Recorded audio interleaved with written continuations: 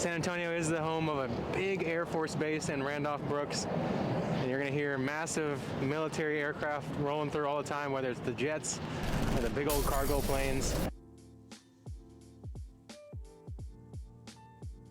Welcome back, everybody. This is Vlogmas 2023. I'm Connor O'Reilly with Team Lone Star Disc and Team OTB Discs. And we're here at Live Oak Hillside in San Antonio, Texas, bringing you guys day 18 of Vlogmas. Really excited to showcase Live Oak Hillside. It's a property with two 18-hole courses. You got the Lakeside, you got the Hillside. Hillside's a little bit more wooded and technical throughout. Lakeside gets wooded on that back nine, but the front is kind of open shot. So out of the two of them, I'd rather showcase Hillside for you guys. I just have a lot of fun playing this course. One of my favorites in Syntex. Played a couple tournaments out here in the past, so it's a good design and one that I'm really ready to showcase this new plastic on and put a couple new discs in the bag that I'm excited to throw. Seeing as we're on an even numbered day of Vlogmas, one of those saddle up subscription boxes is gonna be up for grabs once again. And don't forget, we still have one more week of that code Clover20 to save you 20% on your order from LoneStarDisc.com. So throughout the course of this round, you see a certain shot, certain disc that I bust out that you like the flight of, you want to try out, use that code, save yourself 20%. Live Oak Hillside is a John Houck design, so you know there's going to be a lot of dual option, triple option holes, maybe a fake gap here and there. Should be some good variety though. And we're starting with the par 4. Hole 1 plays well up the hill, out of sight, up there to the left. And the way these big oak trunks crowd you off the tee, you have to play it almost away from the basket. If you can get enough height to fade over the second grouping of oak trees there, you can really put yourself in a great position. But it's just all about giving yourself some kind of window into this basket, and this is one where if you have that top tier distance, you can really gain a leg up on the competition. It's 576 or 67 feet, but it's gonna play quite a bit longer. And I just put this Bravo Warbird into the bag. A little bit softer plastic, but this one is a stiffer run of Bravo, so it feels great in my hands, and I'm hoping it has just a little bit more flip up than my Alpha ones. Cloud colored, so you know it's gonna have that extra glide, right?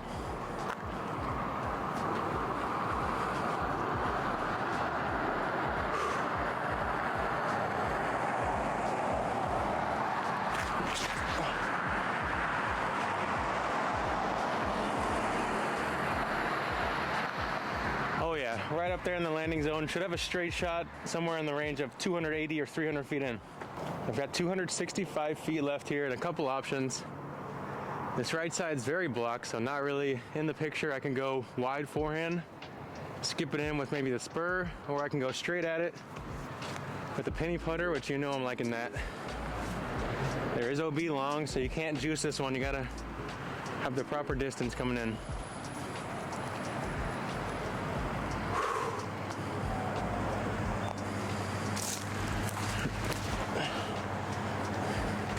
A little bit of turn out of the hand. Flattens out. Probably a 35 footer. Decent. We'll take it. Just outside the circle here.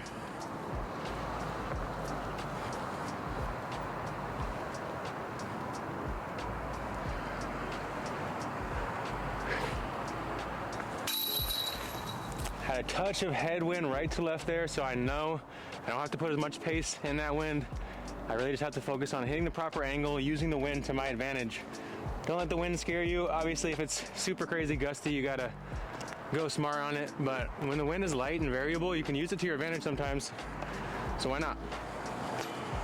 And why not put the V2 lube on it? Obviously, these things are just heat-seeking missiles. Hole 2 is just one of the many reasons why I love playing out here at Hillside. It's 302 feet from this long box, and you can just see the band over that hillside there. The first 2/3 of this flight or so plays on even ground, and then it slowly drops off away from the basket. So if you don't come in shy of this one distance-wise, you will find yourself probably circle's edge long, maybe putting back through the bushes.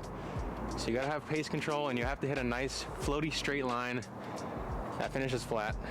I'm gonna go penny putter once again. Should hold this line beautifully.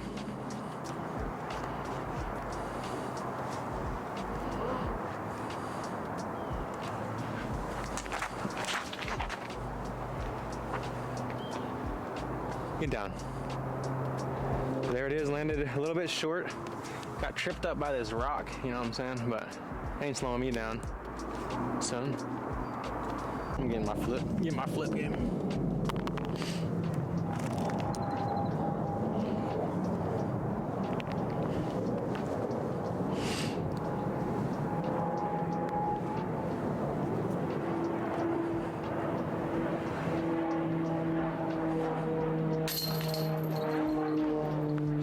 That thing around the back left side for back-to-back birdies to start here at Live Oak Hillside.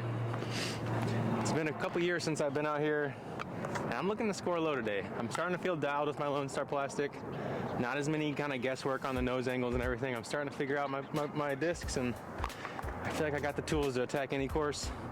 This one's going to force me to show my variety today, so let's see if I got it. Hole 3 to me feels like one of those true namesake kind of characteristic holes. We're playing a course called Hillside. The main challenge on this hole is throwing over this hillside a bit of a rainbow shot. I'm going to force you to play something a little bit less stable to keep that straight line. And there's 2 oak trees in the back wall there that you can see, and if you can kind of aim at the center mass of that one on the left and beat it just to the right of the trunk, you should be sitting close on this one. Another downsloping green. Pretty exposed. You're going to want to put it close on this hole, and you're probably going to want to throw a penny putter and alpha plastic. I'm about to showcase how it handles the power grip here. They call this one 277. Probably plays slightly longer with that uphill nature. We'll try to throw it about 300. See where we put it.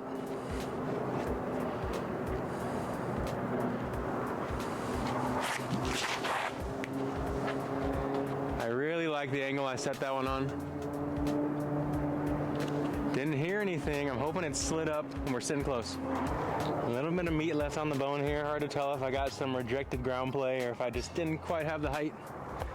Putting into headwind, a little bit downhill.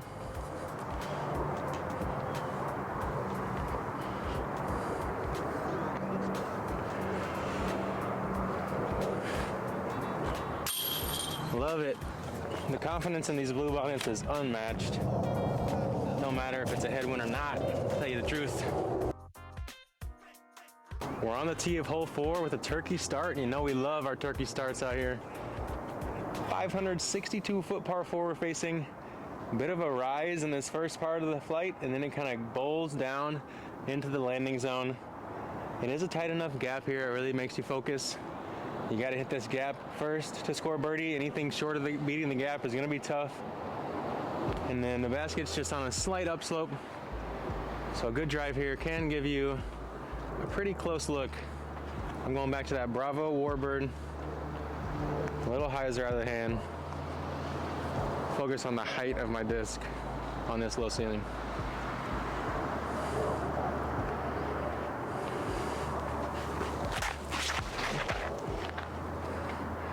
Oh, a little bit of stand up there. Out of the hand, which is good to see because it'll complement my alpha Warbird pretty nicely. But now I got work to do. Still a chance for birdie though. To get up and down for birdie here, I'm gonna need a 370 foot rope shot. Frio should get the job done if I can hit the angle right.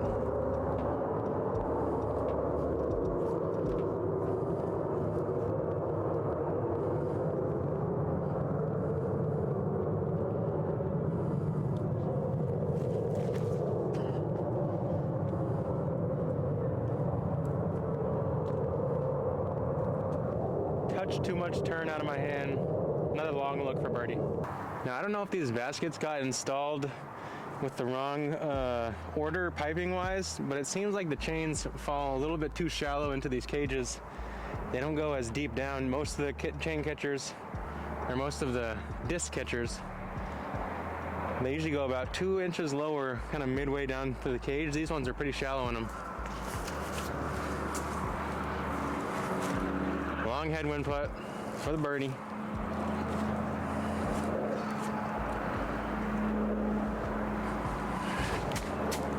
Drop. Kept it up in that headwind. A little bit lower. All right, sneaking a par over here. Like I said, if you don't get through that initial gap on hole 4, it's quite a bit trickier. Hole 5 here at Live Oak Hillside is a par 4. This one is 640 feet. And it's usually a pretty tight tee shot, but now the way this oak branch here is leaning and sagging in front of the tee, it's even tighter. You really have to thread the needle if you're going to throw a backhand. I wanted to go big roller to try to get something big and get something way down there for you guys, but it's pretty much forcing the forehand the way this branch is in the way. So I'm going to play my flip up warbird. Try to just make some distance, keep it on the left side of the fairway where there's a kind of open approach.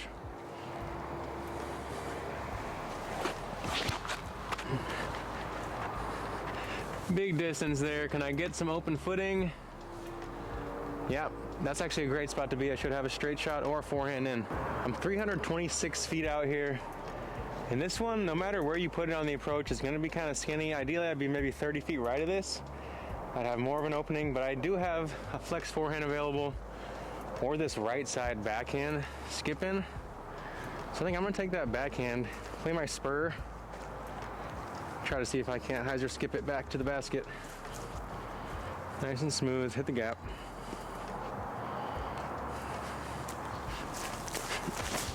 Oh, short shank it inside and get up still? Nope. Caught that one bunker of trees in the middle that really makes you pick a side. Yeah, didn't commit there. All right, got a heave of a putt here, going with the blue on it. Gotta make sure to get a little bit of turn on this bad boy.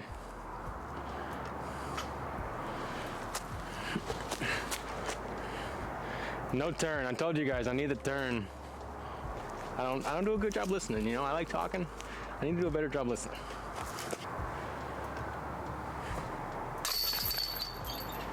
Chang-a-lang. Another par here. This one only has one ring and then it has some extra chains just dangling. But hey, better than nothing. Hole 6 is a very demanding and skinny par 3 for as short as it is. 240 feet, essentially dead straight. You got these 3 big oak trunks blocking the dead straight shot. So you got the right side gap, which is gonna have a little bit more of a high ceiling to it. And you got the left side gap, which kind of suits for that right hand forehand shot if that's your comfort zone. Either way here, you got to try to fly it out there and land as close to the basket as you can, because skips can be hard to come by the way you're throwing down and it's coming back up. I'm going horny toed down the right side. Thinking firm and flat on some fan grip just to control my pace.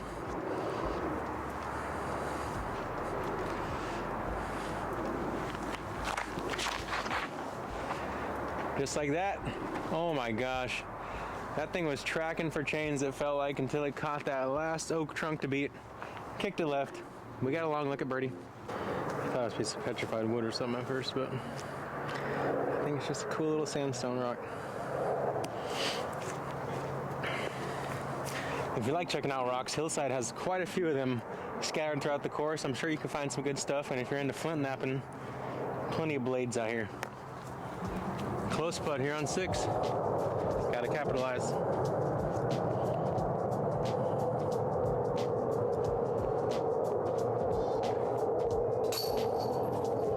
Smooth, rhythmic. That was the stroke I'm looking to hit every time. Hole 7's gotta be one of the most fun holes on the course, one that you kind of unload your bag on, grab some reel content for Instagram, try to ace this a couple times. I'm sure you've seen it on Mason Ford's story or something like that. Mason's always out here getting working. It's 240 feet, same distance as the last one, but this one's gonna come a lot easier. Really just one gap to hit in front of you. Pick your poison, forehand, backhand. Be wary of the out of bounds long. Oh man, I don't know what I wanna throw. I wanna throw both because I love this hole. And I gotta choose between the backhand V2 penny putter and the forehand D2 horny toad. I'm going to the backhand, you know, penny putter. It's my disc, I love it. This one should get some nice late flip for me. Come out the hand on a little bit of hyzer.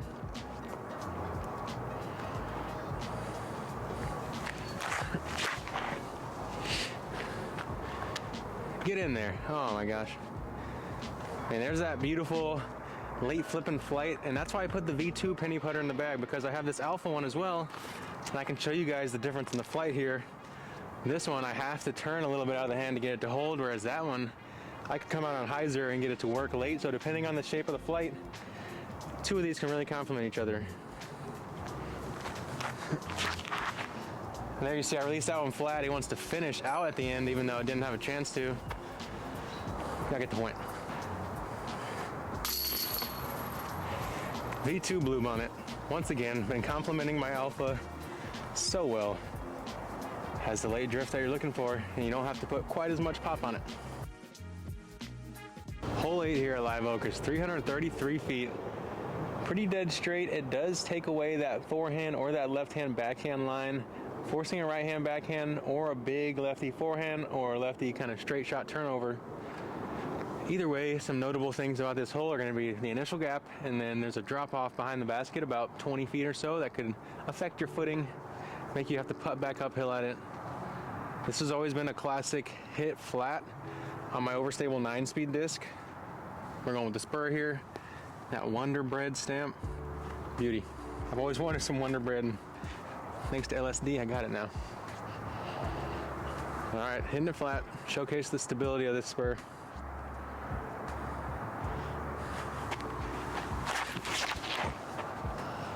A little bit low, but it should pop up. Nice skip.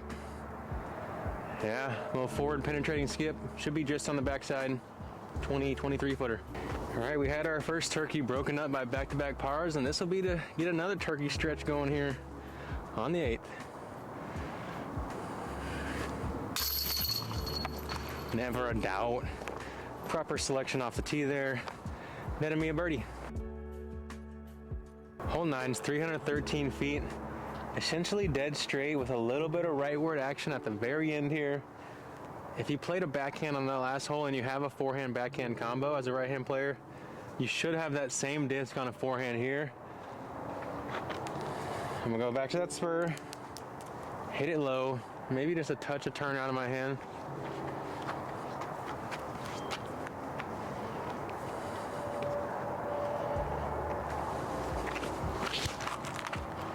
Fight back, come on, give me the skip. Oh, I just need to be a little bit higher, but either way, that thing skipped like a champion on that upslope with a little drainage creek. And I still have a circle 1 look, I believe. Let's go. Danced a little skip up a little closer than I thought. That's always a pleasant surprise.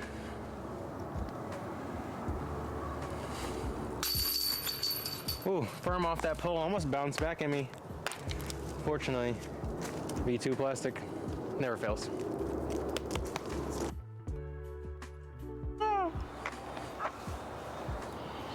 Northern Crested Caracara, the Mexican Eagle, Freddie Mesa's spirit animal. We are through the front 9 with 7 birdies. A pretty hot start out here at Hillside. Let's see if we can keep it going. The back 9 definitely tightens things up, starting with hole 10, one of my signature holes for the course. 811 feet, tight tunnel off the tee. It does seem like there's quite a bit of space, but essentially you got to play a straight shot that bends slightly from the left to the right and get a pretty narrow landing zone where from there you're going to have some options over the top, another placement shot. Really pick your poison here. I'm going to go Frio off the tee, just looking for a gentle turning shot. See if we can shape this Frio.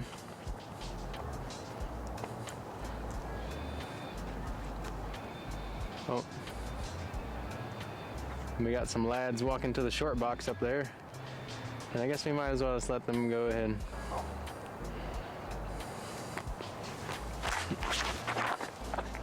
A little bit of turn for me, come on. Oh, that was a nice little tree tickle. Can I sit now? I believe I just hit the short box, which is actually a pretty ideal area. Let's see how my footing is though.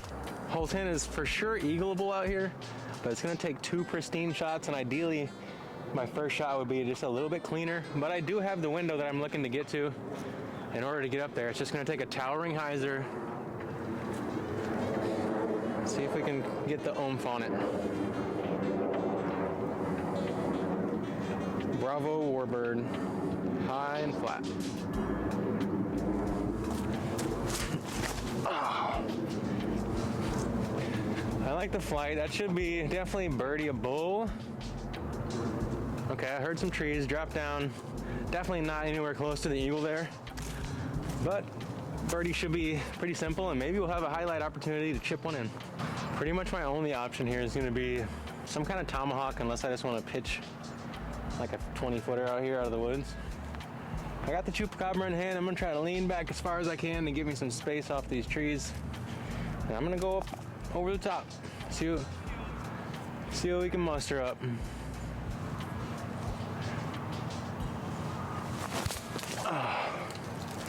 Okay, okay. Get up there. Did I finally throw a good tomahawk? I think I might be inside in the circle. I'm proud of that one. And you're gonna need a tomahawk or two out here at Live Oak Hillside, especially towards the back nine. Coming back here after a few years and seeing this hole again and recognizing how gun-ho I used to be going for the eagle just shows me how needlessly aggressive I might have been at the time, because a short kind of spike hyzer layup shot on the second, pitching up, takes away any big number risk here, especially if you have a great drive. And it is eagleable, so you know, you gotta pick your fights, pick your battles. Uphill blue on and putt for birdie.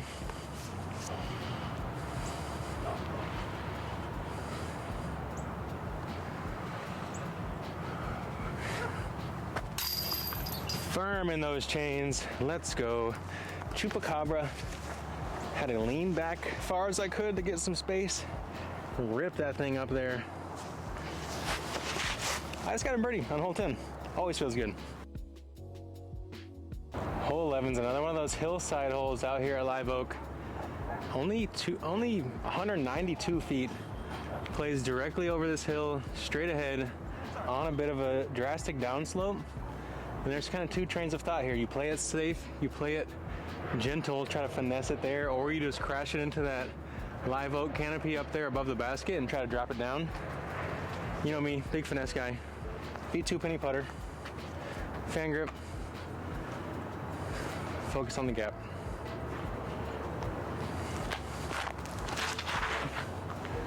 A little overturned, but that might work to my favor on a downhill hole like this. I should have caught somewhere right at the basket, cut curled up. Hopefully it's that close. And penny putter we trust. Penny putter park job. Say it 10 times fast. And go get a V2 or an alpha penny putter or whatever plastic feels good for you, because they all fly good. And I'm good at holding on to discs. Standing on the tee box at 12, we got a clean 9 down going, so 6 more holes to see how high we can push it, or how low, however you want to call it. This one's a par 3, bends from the left to the right. There's 3 trees on that back wall that if you can fade or turn in front of those, you should be on line with the basket.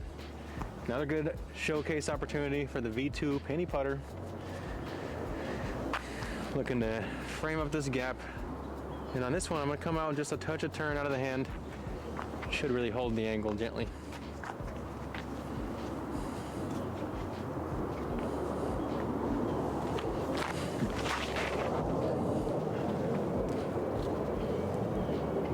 A little bit lower than I intended there. Let's see how favorable the ground play was.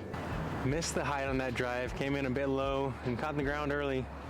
The pace and the angle were okay, just needed a little bit more room to fight. Downhill, shallow C2 look.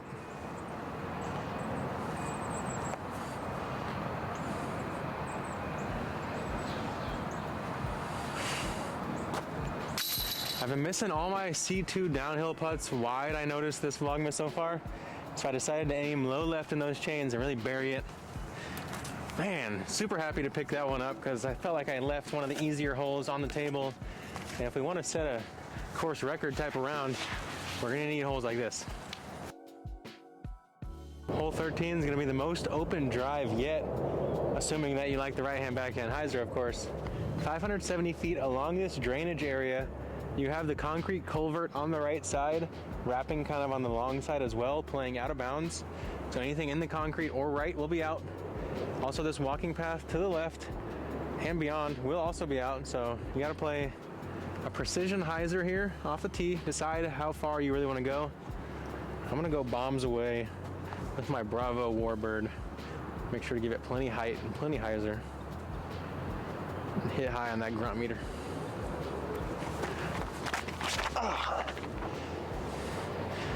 Big height, big hyzer.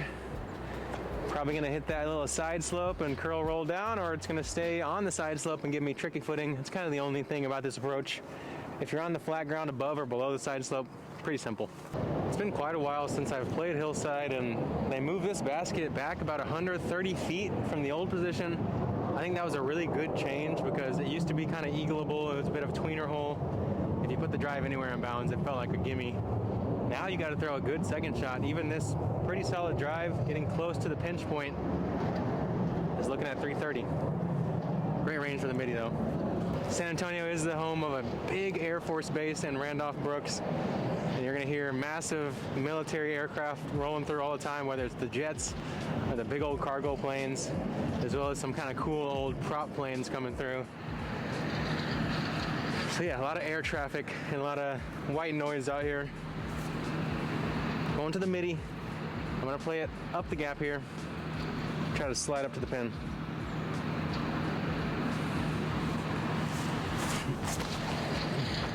Can I beat those trees?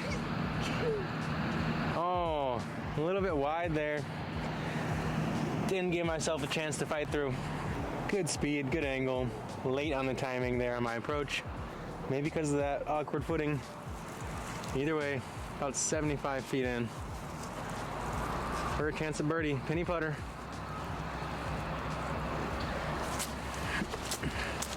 Hold, go. Oh, oh. You guys, we are on pace out here, and the skills are feeling intact, feeling good. What off season? We're grinding. Both the putter plastic version of the penny putter and the alpha premium version instantly just found comfort in my hands, and I feel like I knew what I was doing. I feel like I put this one in my bag. I'm only a couple rounds in with it, and I'm already dialed on those long anti-putts, which is one of the many things that I put it in the bag for. Really enjoying the penny putter. I know I've said it a million times, but I'm gonna keep saying it, because why not? We mentioned the change on 13, and while 14 stayed the exact same in terms of the shape and the distance, so many trees and all this undergrowth was cleared out. This hole used to be very wooded. You couldn't really see the rest of the park. You felt like kind of intimately just on this hole, but now wide open. They planted some new trees in here that'll grow up and mature over time. And now there's this left side straight shot option for the left-hand players or the players who want to throw that righty forehand.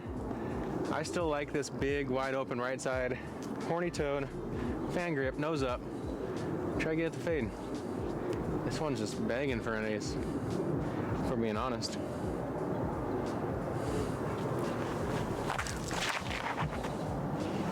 And did I deliver?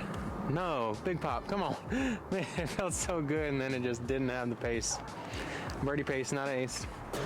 Left a little bit of meat on the bone, you know. I got a bit cheeky trying to ace run it instead of just being firm, knowing that I chose the proper distance, disc-wise.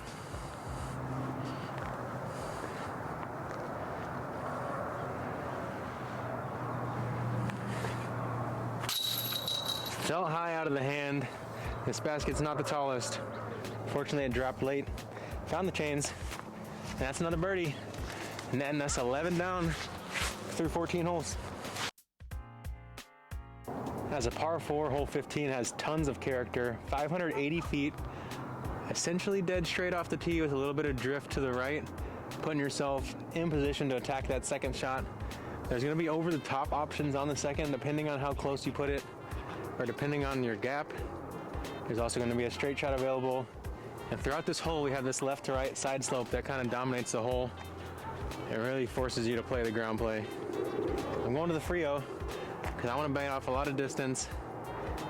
There's a kind of a crest of a hill that goes down and then leads you to that last part to the basket. If you can get to that hill crest, you're looking pretty. Alpha Frio.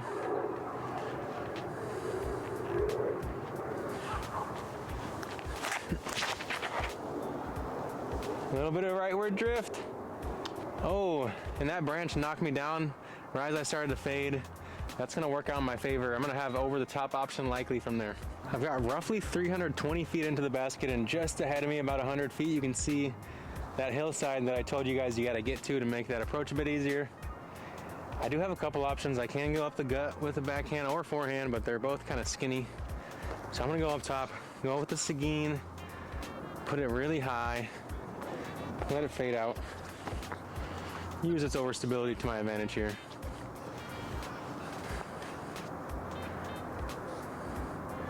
Gotta look at your footing twice on a course like this. Really plan it out.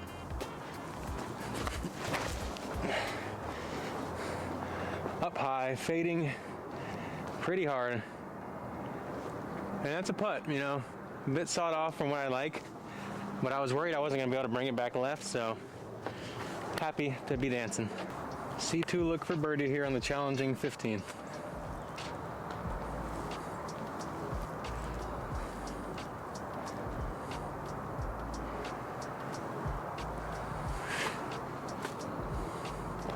Nope, hung it out wide. Gotta settle for par. Definitely one of my favorite birdies to get when I can grab it. Maybe next time, maybe next time. Hole 16 is gonna be the second of 2 par 5s out here at Live Oak Hillside. We all know John Houck loves to throw par 5s on the course, and I personally love that myself because they offer a lot of creativity, a lot of score separation, and you know, inherently, the more throws you gotta take to get to a hole, just the more different ways it can get played. This one's 912 feet. There are really 2 kind of main gaps on that second shot. If you can bomb this first one, you can also kind of play a placement shot, another placement shot, and go for the birdie. Me though, I like to hit a huge flex over the top here, and whether I'm on that kind of backdoor left side or the intended right side, I'll have options into the green. I'm going with my straighter warbird, and I'm going to get on this thing.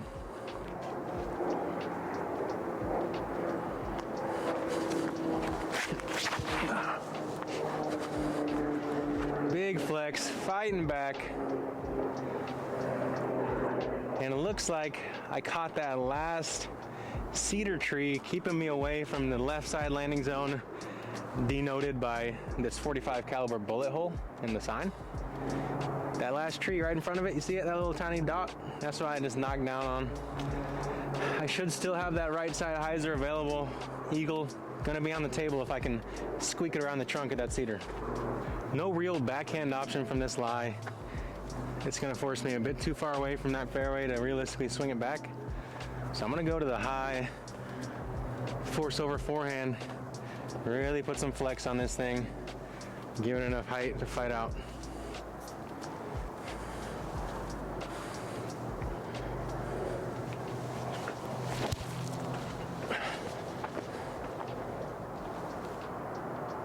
Okay, I heard a solid trunk. I'm praying it had enough inertia to kick out to the open, because that thing was burned a little bit. Classic force job. I could have just pitched something over to the side here and gone for the easier birdie, but now I sacrificed a stroke, and I gotta sacrifice another one just to give myself an easy opportunity for par. Unless we can spike something in there. Short approach. Let's see if that bull snake can save the day.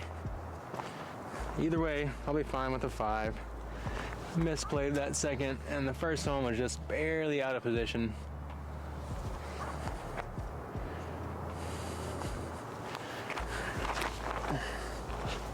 I actually really like that. Come on.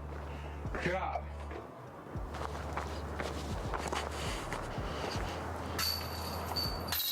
Bull snake for the easy 5. And only 2 more opportunities at birdie.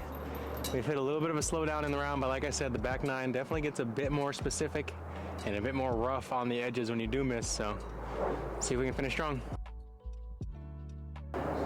Hole 17 is a par 3, 250 feet, pretty guarded. There's a left side option for the right hand forehand, also a low backhand here to the right, or the high spiking backhand, which I'm going to elect for.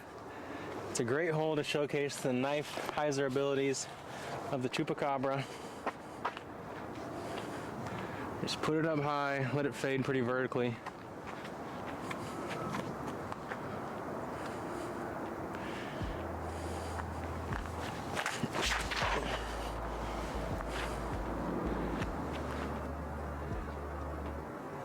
Oh my gosh, spike down right at the base. Should be close. You can see the fresh dig mark right here, right in line. It was about 1 meter long. Almost blew it up. Easy birdie on 17 when you throw the choop over the top. Hole 18 at Live Oak Hillside is a great finisher. Once again, up over the hill and down. as the name speaks, we're playing with the Hillside. Really good design throughout here. This one's under 700 feet, but it requires quite the pump off the tee to get yourself up top to that shelf, playing down. And then there's a number of ways to come into the green. I'm gonna take free off the tee. We have tailwind here. I'm just looking to finish straight, knowing that the fairway driver should help with that.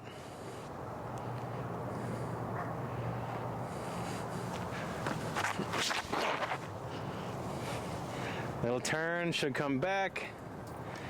Just be up top with some good footing. Yeah, right up there looking at it. We're gonna have options into the green.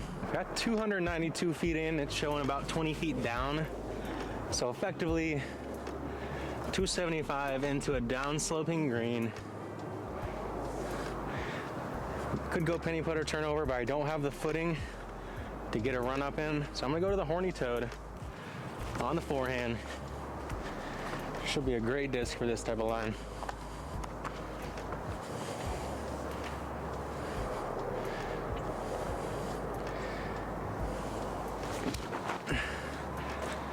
Nice and flat, trusting it out there. One final tree trunk to beat, and it does. We're putting for birdie here. One final chance at birdie out here at San Antonio's finest. That's right, I said it. At me.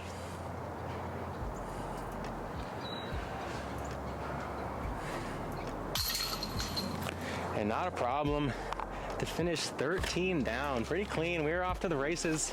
Had a chance at going super low and maybe pressure on a course record. I'm not sure exactly what it is.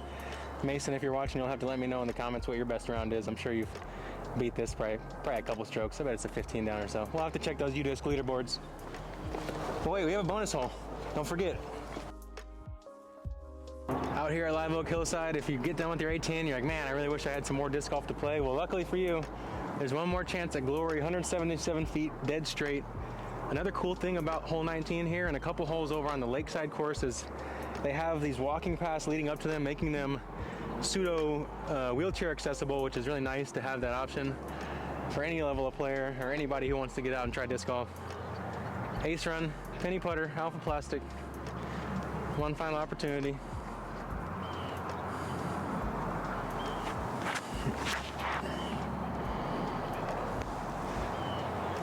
I liked it at first, but just a bit too much angle. See if we can drop that bonus birdie. Another basket with the weird assembly.